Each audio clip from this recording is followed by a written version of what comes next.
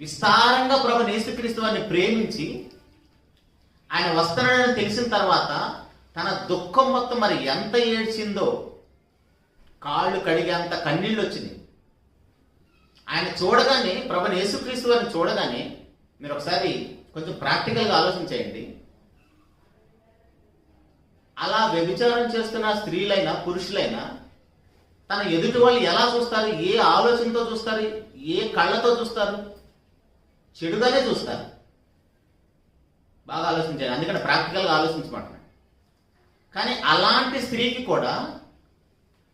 స్త్రీ కూడా ప్రభు యేసుక్రీస్తు ఎలా కనపడుతున్నాడు? పరిశుద్ధుడుగా కనపడుతున్నాడు. ఆయన దగ్గరికి వెళ్ళేసి ఆయన పాదాలు ముద్దు పెట్టుకుంటే చాలు, నా జీవితం ధన్యమైపోతుందని, నా పాపాత్మ జీవితం, నా యొక్క పాప జీవితం అంతా కూడా ఆయన